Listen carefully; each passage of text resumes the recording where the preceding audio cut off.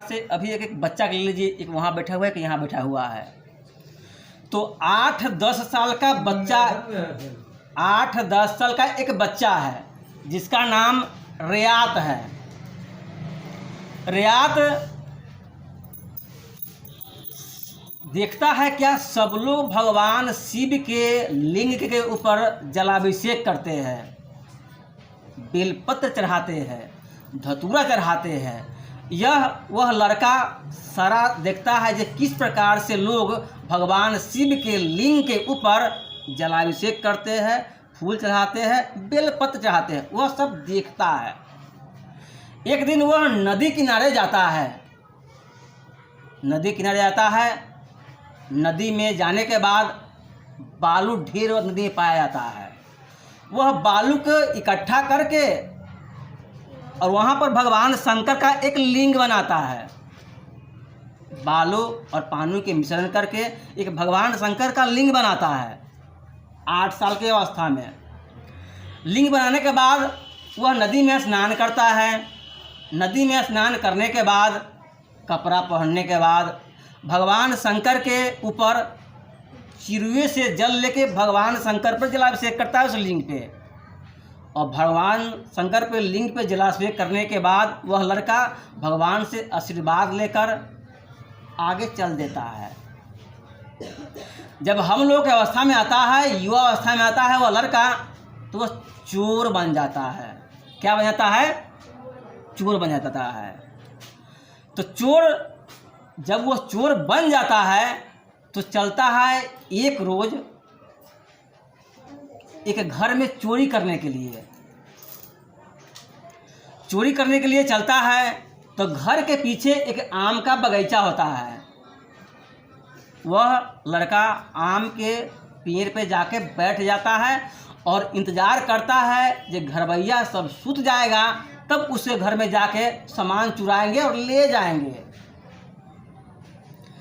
इस प्रकार से वह इंतज़ार करता रहता है कि अब सब घरवैया सो गया होगा, अब जा रहे हैं उसे घर में चोरी करने। जब उसके मन में ख्याल आता है कि अब मैं उस घर में प्रवेश करूं, अब पेड़ पर से उतर के, तब कोई न कोई उस घर से बाहर निकल जाता है दरवाजे पे 5 मिनट के लिए, 10 मिनट के लिए। अब देखता है वह चोर जब कोई निकला हुआ है तो सब जगा हुआ है, अब घर में कैसे जाए, नहीं जाता है। वह पेड़ पर ही रात पूरा बिताता है।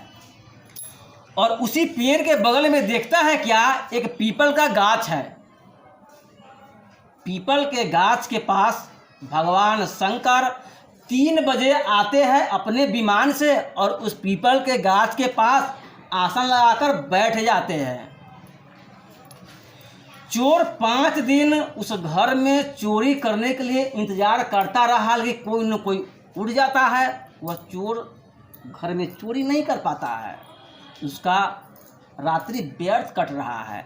लेकिन वह देख रहा है 5 दिन से, जिस दिन से चोर वह चोरी करने के लिए घर में चोरी करने के लिए आता है, उस वृक्ष पे बैठा हुआ है, तो उसी दिन से देख रहा है भगवान महादेव, देवों को देव महादेव एक पीपल के छांव में 3 बजे आते हैं, आसन लगाकर बैठ जाते हैं और ध्यान में डूब जाते हैं और फिर 4 बजे चले जाते हैं। चोर अपने गाछी पे खड़ा है, बैठा हुआ है पेड़ पे, और भगवान शिव के सारा रहस्य देख रहा है। चोर से जिस दिन से मैं चोरी करने आया हूँ, उसी दिन से भगवान शिव भी आते हैं उस पेड़ जगह। हम चोरी करने में ध्यान लगे हुए हैं और भगवान अपनी साधना में लगे हुए हैं। 5 दिन जब बीत गया, भगवान शिव 5 दिन वहाँ आए और चोर 5 दिन से गाछ पर बैठा हुआ है चोरी के इंतजार में, लेकिन चोरी कर नहीं रहा है क्योंकि सब लोग जग जाते हैं। चोरी करे से करे, कैसे करें, लेकिन भगवान शिव आते हैं, वह सारा चमत्कारी रहस्य देख रहा है वो लड़का, मतलब वह चोर। 6ठा दिन, 5वां दिन तो बीत गया, वह चोरी नहीं कर सका। 6ठा दिन फिर चोरी करने के लिए तैयार हुआ तो फिर कोई न कोई उठ गया। अब चोर के मन में एकाएक जागृति आता है कि मैं 5 दिन से चोरी करने के लिए यहाँ आता हूँ, लेकिन कोई न कोई जग जाता है, मैं चोरी कर नहीं पाता हूँ, मेरा काम व्यर्थ हो रहा है। क्यों न भगवान शिव आते हैं ध्यान में बैठे रहते हैं, ध्यान में डूब जाते हैं। क्यों न हम उसी वक्त भगवान शिव के चरणों में चल जाए, चोरी करना छोड़ के, शायद मेरा वहाँ कल्याण हमें कहीं हो सके।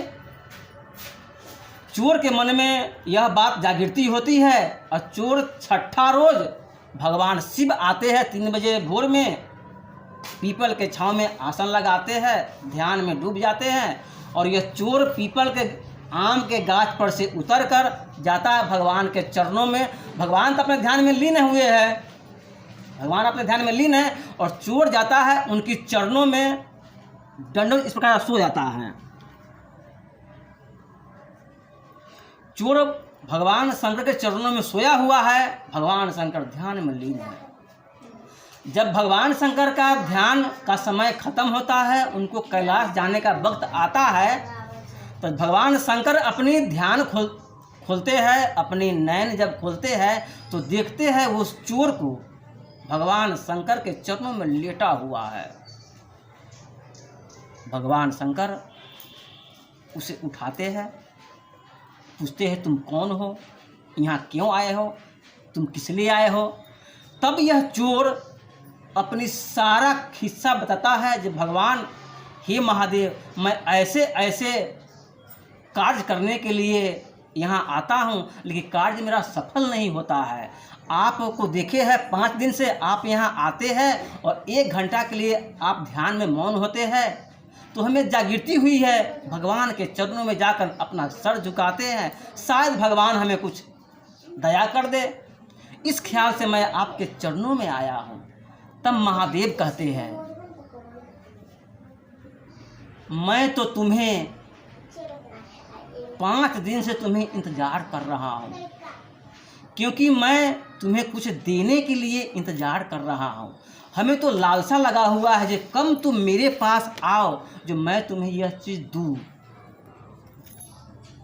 से मैं तो 5 दिन से तुम्हारा इंतजार कर रहा हूँ। मैं तुम्हारे लिए ही, तुम्हें कुछ देने के लिए ही हम इस पीपल के छांव में आते हैं और बैठते हैं, सिर्फ तुम्हारे लिए, लेकिन तुम आते नहीं हो, मैं तुम्हें क्या दूँ। जब तुम बालक अवस्था में थे, जिस वक्त तुम्हारा 10 से 8 वर्ष के उम्र में था, तो तुमने स्नान करने के बहाने नदी में बालू का, रेत का तुमने लिंग बनाकर, महादेव का लिंग बनाकर तुमने उस पर जलाभिषेक किया था। तुमने निस्वार्थ भाव से जलाभिषेक किया था, तुम्हें कोई भाव नहीं था, तुम्हें कोई लोभ नहीं था, तुमने निस्वार्थ भाव से जो तुमने शिव लिंग पे जलाभिषेक किया था और बालू का, रेत का तुमने जो लिंग बनाया था, उससे मैं अति प्रसन्न हो गया था। इसीलिए तुम तो निस्वार्थ भाव से यहाँ पर लिंग बनाया और जलाभिषेक किया, तुम्हें कोई भाव नहीं था, इससे मैं अति प्रसन्न हो गया था। इसी प्रसन्नता के कारण मैं तुम्हें 5 दिन से इंतजार कर रहा हूँ, ताकि तुम मेरे पास आए, मैं तुम्हें कुछ दूँ। मैं तो कई दिन से तुम्हें इंतजार कर रहा हूँ।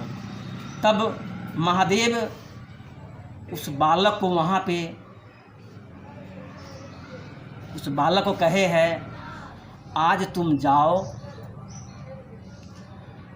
कल से एक छोटा सा तुम दुकान करना, और मैं जहाँ बैठा था वहाँ के तुम मिट्टी यहाँ से थोड़ा सा ले जाना और उसे लाल वस्त्र में बांधकर अपने गले में रख लेना, और दुकान तुम कल परसों से शुरू कर देना, और इस मिट्टी को बांध को गले में रख लेना। इससे तुम्हें जो आय होगा, थोड़ा थोड़ा श्रद्धा रूपी, जो तुम्हें विश्वास होगा, जो तुम्हें श्रद्धा होगा, उसमें से कुछ पैसा निकाल के तू अलग रख देना। जब तुम्हारा मनोकामना पूर्ण हो जाए, जब तुम खुशहाल हो जाए, जब तुम्हारा अच्छे आय आने लगे, तब तुम मेरा कथा करवाना, तब मेरा तू चर्चा करवाना। इतना कहकर भगवान भोलेनाथ अंतर ध्यान हो जाते हैं। प्रेम से बोलिए हर हर महादेव। चलिए अब भजन लेते हैं।